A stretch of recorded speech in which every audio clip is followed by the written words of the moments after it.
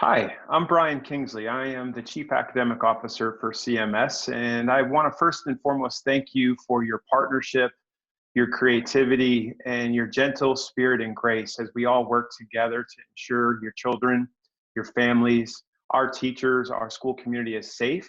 But we're also continuing to focus on our core business of learning and teaching while we deal with the challenges presented to us by COVID-19. As we continue to go further into our remote learning plan, I think it's incredibly important as a community that we ground ourselves in how the state is beginning to define what remote learning is. As you know, while your children are working at home, and in many cases you are serving to facilitate instruction as a parent, as a family, you recognize while we are outside of a traditional school setting, that learning is continuing in various medias, using various medias and various formats. We are immersing children and teachers with use of video, with different technologies, different online materials, as well as print. And we also are experiencing and exploring the use of a learning management system called Canvas that helps us push out new learning content to each of our children in grades 4 through 12.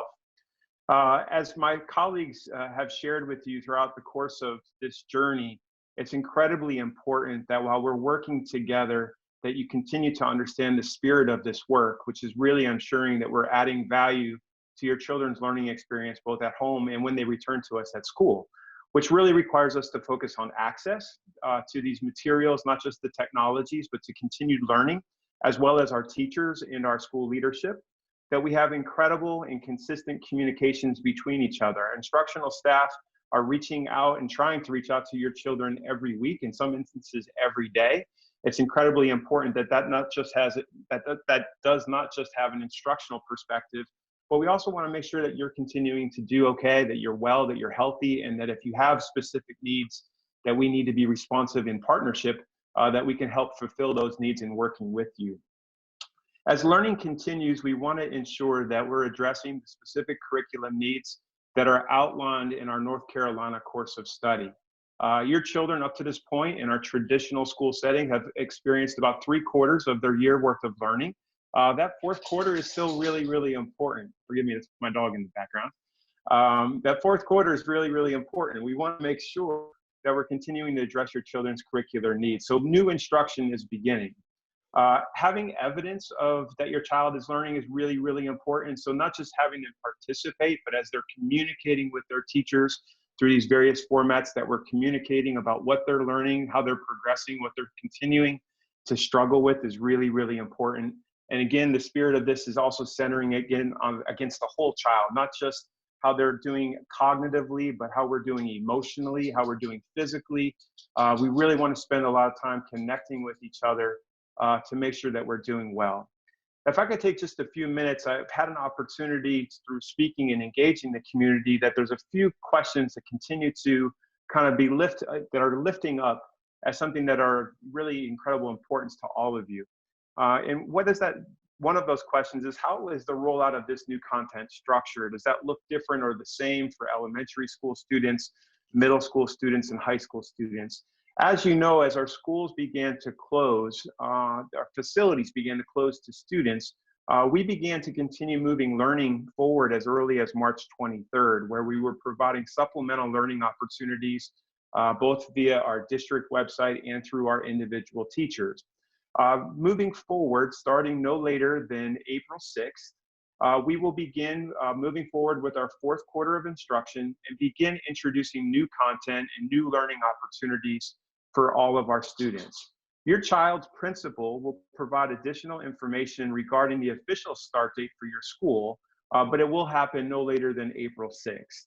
Each CMS school will make available learning packets for students in pre-K through 3rd grade, if your child happens to attend one of those grades in one of our elementary schools. And those learning packets will be available via print at all of our meal distribution sites moving forward. Another question that was lifted up was, is instruction specific to each school?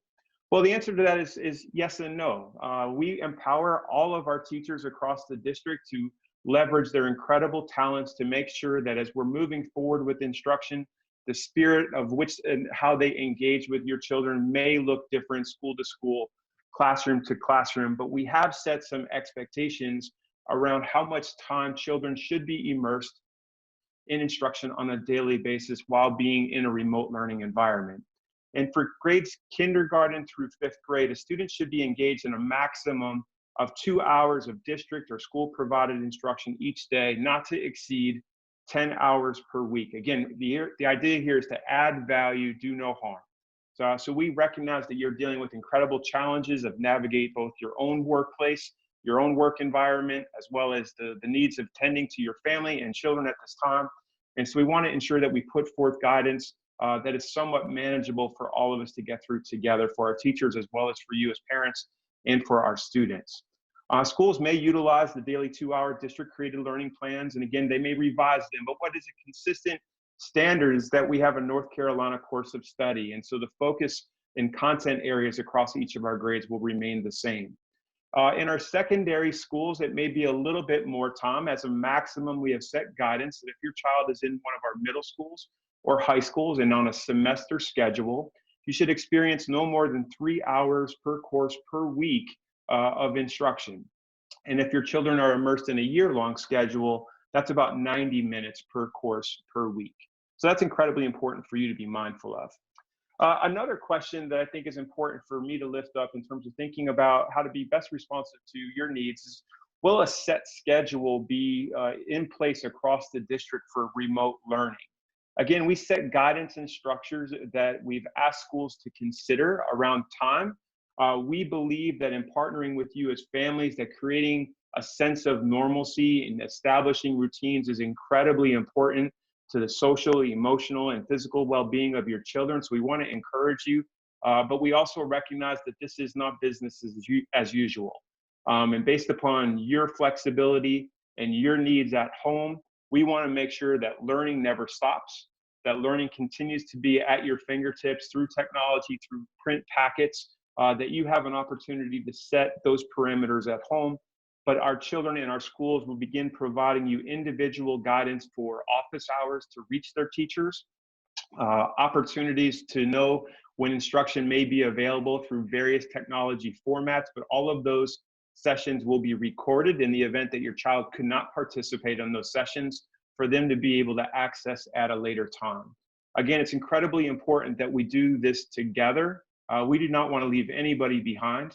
They are unprecedented circumstances, and we are going to learn from you. We're going to learn from your feedback, and we appreciate your grace as us as educators are doing everything possible to ensure not only does everybody have access to this learning, but that you're thriving while experiencing it. This is about adding benefit, doing no harm, and most importantly, it's about doing together. And we will learn together, and I'm incredibly grateful to serve as a part of this team, this school community, this district community, and we look forward to getting better over time as a result of partnering with you. Thank you.